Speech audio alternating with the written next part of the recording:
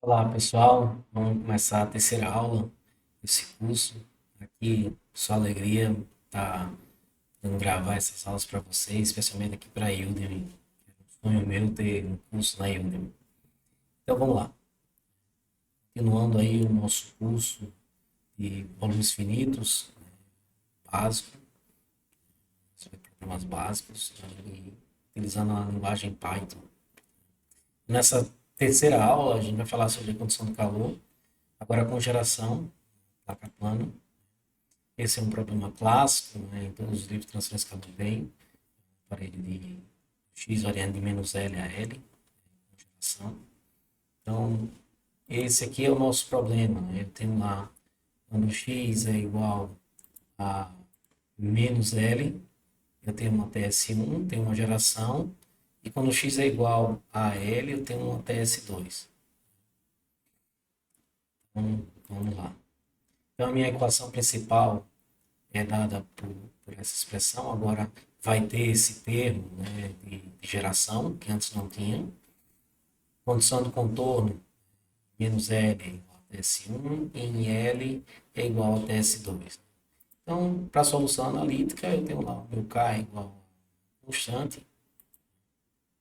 Então, eu vou abrir essa expressão dessa forma, e aí vou fazer a integração em x, passo a, a geração para o outro lado, integro em x, vai aparecer esse menos aqui,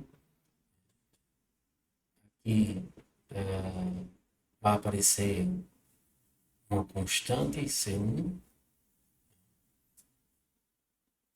e aí eu vou integrar mais uma vez, né?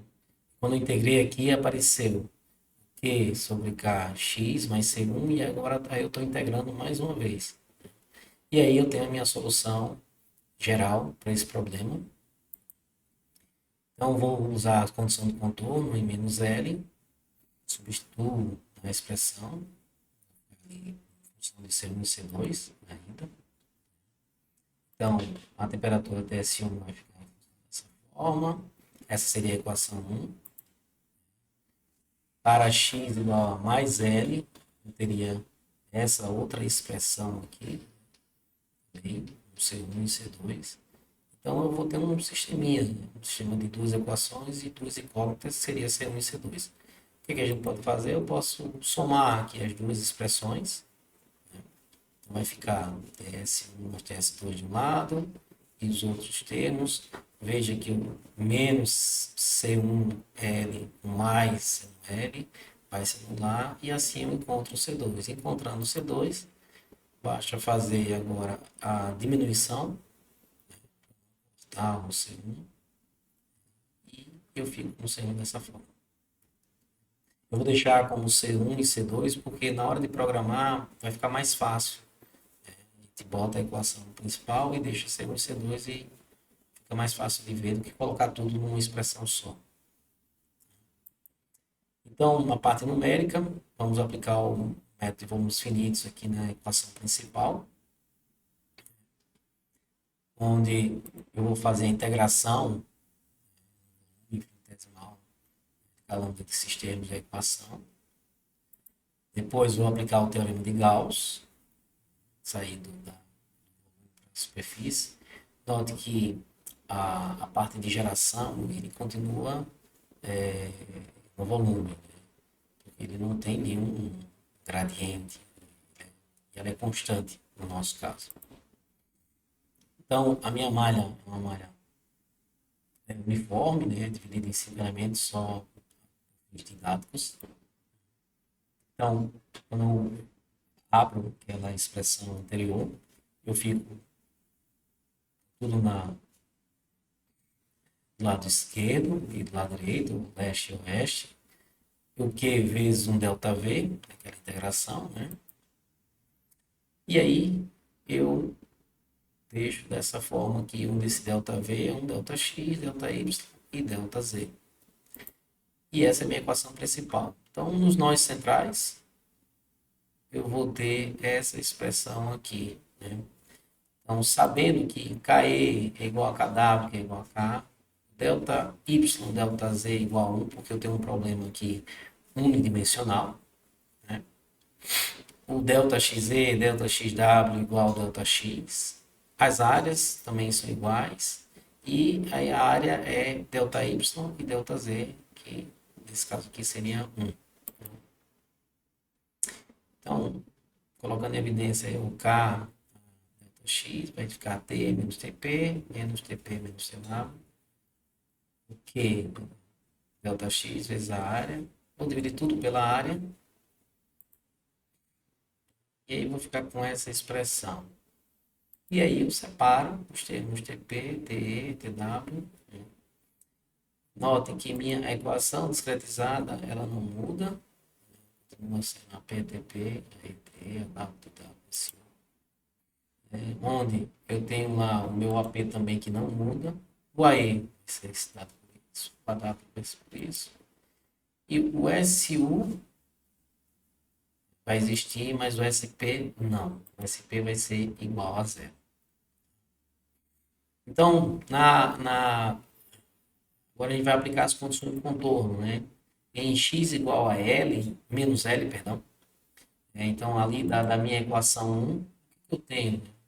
Eu vou ter o TE menos TP sobre delta x, o menos KA, TP menos TS1, que é exatamente esse ponto aqui, dividido por delta x sobre 2, porque esse volume é a metade. Vezes o Q, delta x vezes essa área. A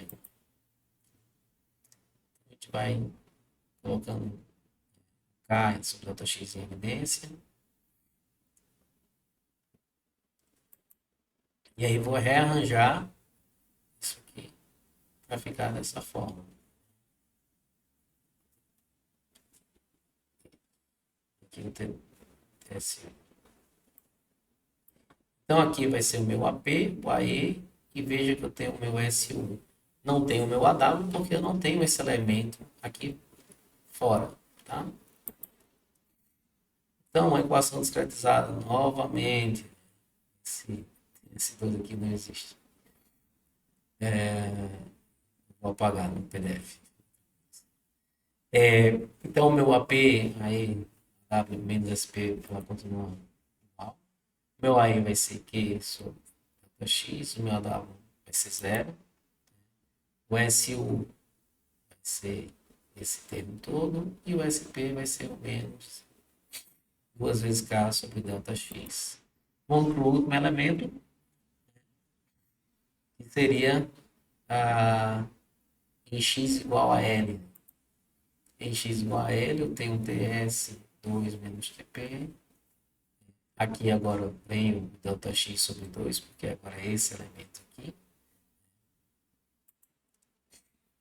Aí já colocamos em evidência o K sobre delta X. E aqui colocamos o TP em evidência. E aí aparece o meu AP, AW e o SU. Então, a equação discretizada, ela realmente é igual, o AP também. Só que o AE, nesse caso agora não existe, não existe o elemento aqui fora dessa área, então o AE é igual a zero. O AW vai ser o K sobre delta X. O SU vai ser em função do TS2, né? E o SP, o 2K delta X. Então, agora vamos implementar isso no Python, né? Então, isso aqui seria a aula 3, o exemplo 3, certo? A gente vai usar, de novo, a biblioteca NumPy, o Matplotlib, para fazer os gráficos. E o TDMA é igual, gente. É igual. Não vai mudar. É só copiar e colar ali. Eu prefiro, como já falei mais algumas vezes, colocar ele lá em cima. Isso no programa. Então, vamos lá. Então, vou ter 5 elementos. Né? O meu TS1 vai ser 150. O meu TS2 vai ser 50. Né? O meu comprimento vai ser de 0,5. O meu dx vai ser 2 vezes L, né? Porque vai de menos L até L, dividido por N. Estou deixando até em negrito aqui para você ver o que está diferente, né, dos outros. Vai existir agora a geração de energia. A malha, primeiro eu vou zerar o x, né, o meu vetor. Ele vai sair de menos L mais 0,5 dx, né, e aí vai avançando até chegar no NV. Aqui, ó, o I variando de 1 até NV. Então é x menos 1 mais delta x no dx. Aí vou zerar cada um dos termos, né? O AW, o AE, AW, SU, SP e AP. E aí vou fazer agora, colocar todos os elementos, né? Então, faça aí, né, o I variando de 0 até NV. Se esse I for igual a 0, né, eu estou no primeiro volume. Então, nesse primeiro volume, lá eu tenho o AE, eu tenho o AW que é 0, que não existe. Vai existir o SU, TS1 e da geração. Vai existir o SP. E o AP ele é igual. Se for o I for maior do que 0 e menor do que NV menos 1, aí eu vou ter os nós, né, os elementos centrais. O AE, o AW, o SU, o SP vai ser 0, nesse caso. O SU vai existir por causa da geração. O SP não vai existir porque não tem condição no contorno. E aí, o último elemento, que seria no NV, e o AE não existe, o AW vai existir, o SU também, o SP vai existir, o AP é igual. Agora eu preciso resolver meu problema, né? Então eu vou chamar a subrotina, né, para calcular. Primeiro eu vou calcular a analítica, depois eu vou chamar a subrotina para calcular o numérico. Então, o analítico, né, até exata, vou zerar esse, deixa eu colocar ele vazio, esse vetor. E aí, lembra que eu falei do C1? Então, vou deixar do jeito que estava lá, como a gente escreveu, né? O C1, TS2 vezes TS1 sobre 2 vezes L, e o C2 do jeito que estava lá escrito no slide. Né? E aí eu digo que até exato é o termo x elevado ao quadrado, mais o C1 vezes x, mais o C2. E aí fica mais fácil até de ver, né, se você errou ou não, do que colocar uma equação muito grande. Eu prefiro assim, mas fique livre para fazer do jeito que você quiser. Aqui eu chamo a minha solução numérica, né? Eu chamo do TDMA. E aqui eu vou calcular aquele desvio padrão da solução entre a solução analítica e numérica, né? Que é igual. Né? Eu vou pegar o valor máximo, né? Valor absoluto entre t numérico menos t exato, dividido t exato vezes 100. E agora eu vou criar as novas variáveis para incluir quem? Incluir, né? Aqui no caso não é 0, é menos L e L. Tá?